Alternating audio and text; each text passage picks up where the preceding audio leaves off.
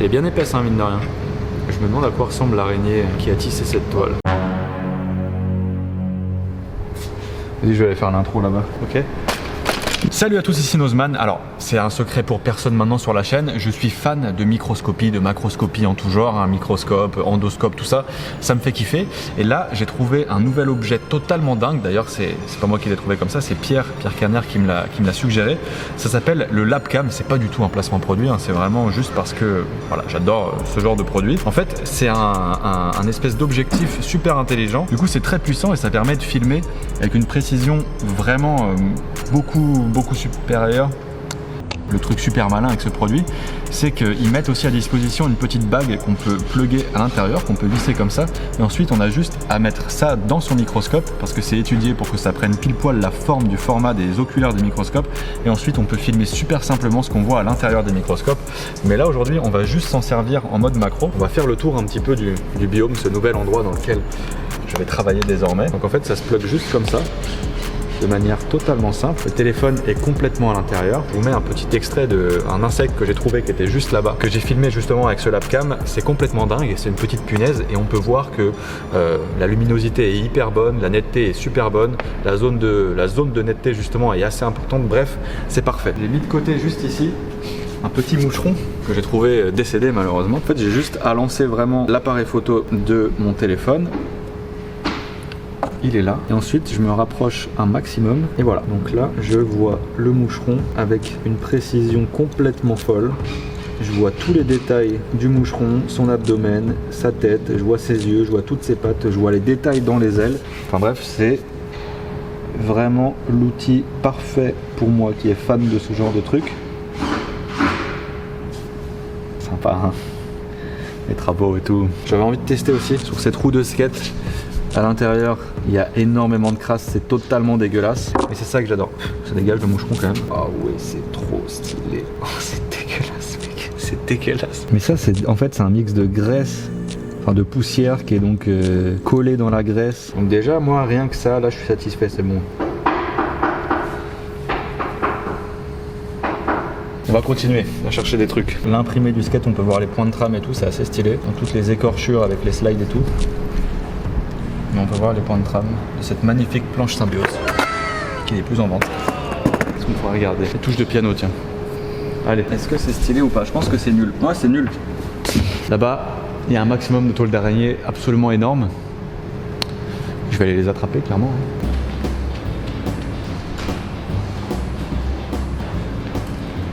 Ce qui serait bien, c'est qu'il y ait des insectes coincés dedans. Et l'araignée, c'est pas un insecte, hein. Attention. Waouh.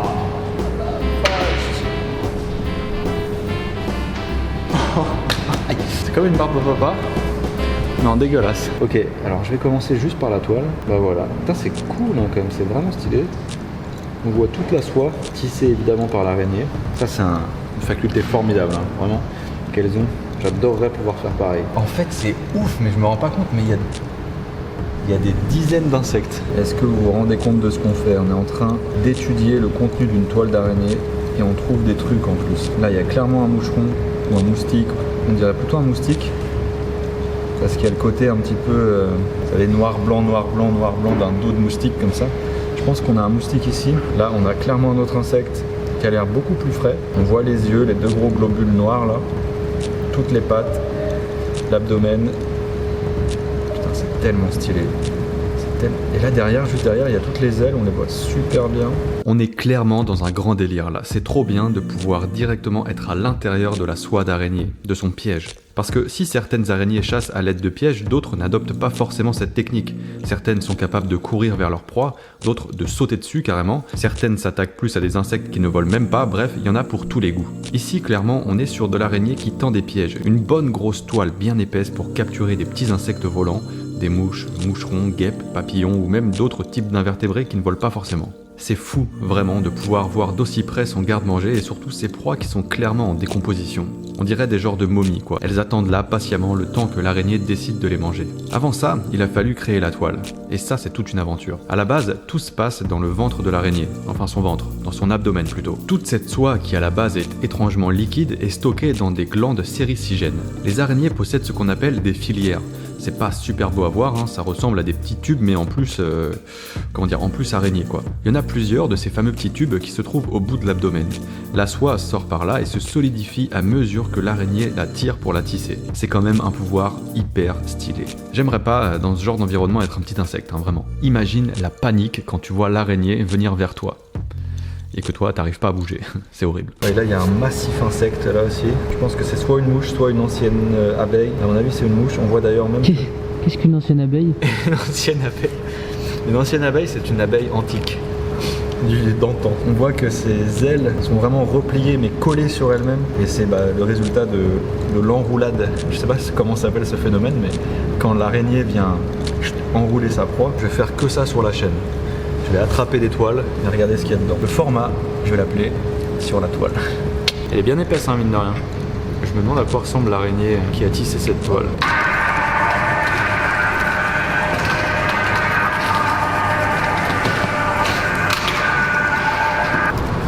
Tiens, tu vois le bois de ce point de vue-là, moi je trouve ça fascinant. On voit toutes les potentielles écharpes qu'on pourrait se prendre.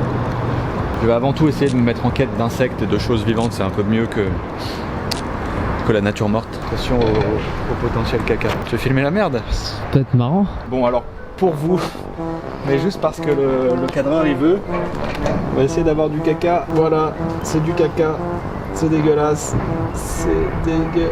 on arrête. Je l'ai dit, je vais pouvoir faire un bon titre de vidéo grâce à ça. Tu vois, je filme du caca en gros plan. Donc tu vois cette mousse là, moi j'aime bien ça, c'est super beau. Et c'est là où on voit vraiment une différence avec les autres lentilles macro que j'ai déjà pu utiliser, où il y a une netteté dégueulasse, il y a une zone de netteté qui est super minime, alors que là, comme ils ont fait pour pouvoir garder cette luminosité là. D'ailleurs on se rend compte que chaque petit point de mousse est en fait constitué de plein de petites feuilles en fait, on dirait. C'est hyper intéressant, c'est hyper révélateur. L'herbe synthétique. C'est vrai qu'ici au biome on a un petit paillasson. Eh bien plongeons à l'intérieur du faux gazon. C'est bien fait quand même. Mais c'est du gros plastique. Ça c'est de la rouille. Qu'est-ce que vous en dites de la rouille? C'est stylé ou pas? Je trouve ça plutôt pas mal. Trop cool. Des insectes, putain, je vais trouver des insectes moi. Oh, y a pas d'insectes? Peut-être là-bas. Ça? Ouais. Eh bah écoute, si t'as envie, je le filme. Hein. Vu d'ici, on dirait un cactus. On dirait carrément un cactus, une plante grasse, alors que c'est ça en fait. D'ailleurs, au passage, ça c'est mes ongles. Voilà. Ils sont géniaux. Allez, un insecte. Hein. On va arrêter de filmer des crottes. Je sais qu'elle donne un peu envie en termes de découverte, mais je peux pas. Allez. Non, non. Bon, je pense qu'on tient le responsable. Ah, celle-là, elle est dégueulasse. On dirait du goudron. Voilà, c'est bon, j'arrête. Une pomme de pin. Ça donne quoi une pomme de pin? On dirait vraiment du bois. C'est très très cool. On dirait un palmier un peu. On dirait un peu un palmier, effectivement. Sauf que c'est pas un palmier, c'est une pomme de pin.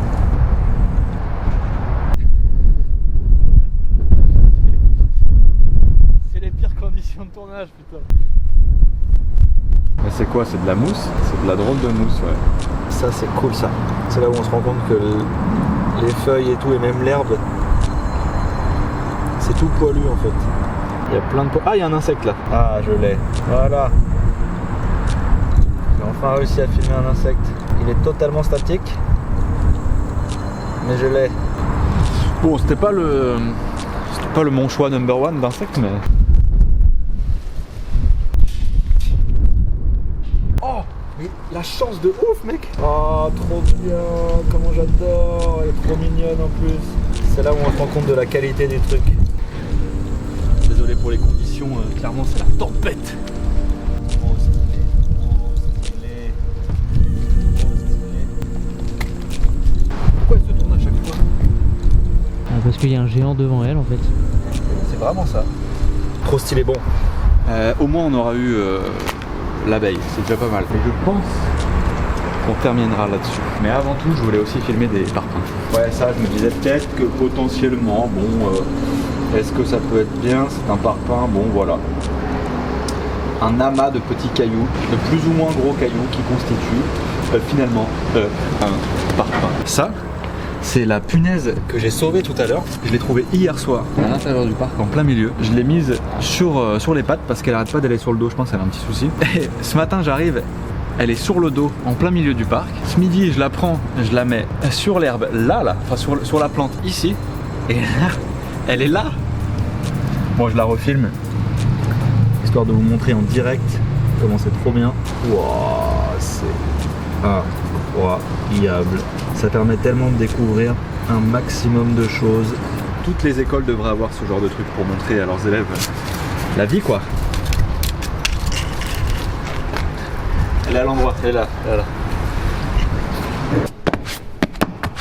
J'espère que cette vidéo vous aura plu. Peut-être que je ferai d'autres découvertes de toiles. On verra. Si ça vous a plu, mettez un petit pouce en l'air. Vous pouvez vous abonner à la chaîne en cliquant par ici. Et quant à moi, je vous dis à très bientôt, à la prochaine, car la science n'attend pas. Salut. Ouais.